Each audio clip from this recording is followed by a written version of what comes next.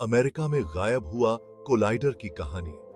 यह एक महत्वाकांक्षी विज्ञान परियोजना थी जिसे 1980 और 90 के दशक में संयुक्त राज्य अमेरिका में शुरू किया गया था।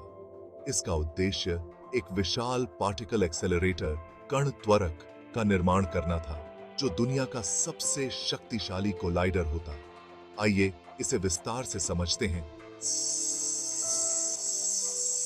Super conducting super collider SSC क्या था? एसएससी को टेक्सास राज्य में बनाया जा रहा था। इसका लक्ष्य प्रोटॉन्स को तेज गति से एक दूसरे से टकराकर ब्रह्मांड के मूलभूत कणों और उनके गुणों का अध्ययन करना था।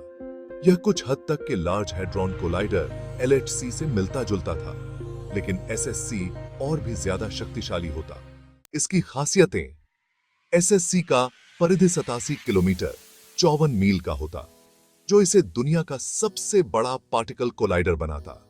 इसके द्वारा होने वाले टकरावों से हिग्स बोसॉन जैसे कणों की खोज संभव होती, जो हमारे ब्रह्मांड के काम करने के तरीके के बारे में महत्वपूर्ण जानकारी प्रदान कर सकते थे।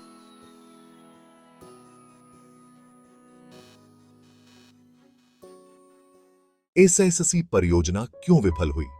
उच्च लागत परियोजना की अनुमानित लागत $4.4 बिलियन थी, लेकिन बाद में यह बढ़कर लगभग $12 बिलियन हो गई, जो सरकारी बजट के लिए बड़ा बोझ साबित हुआ।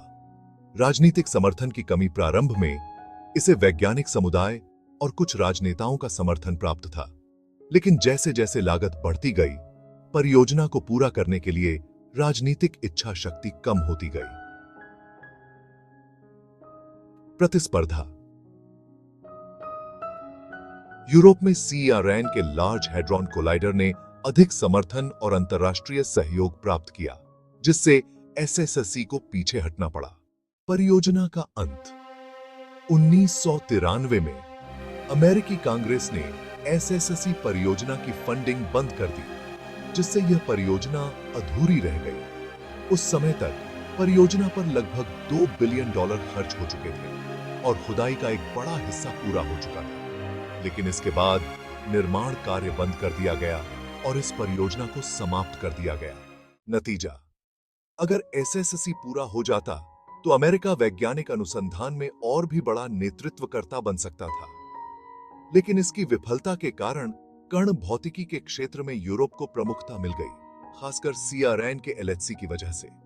इस प्रकार अमेरिका का गायब हुआ कोलाइडर एक महत्वाकांक्षी लेकिन असफल परियोजना थी, जो फंडिंग और राजनीतिक समर्थन की कमी के कारण समाप्त हो गई।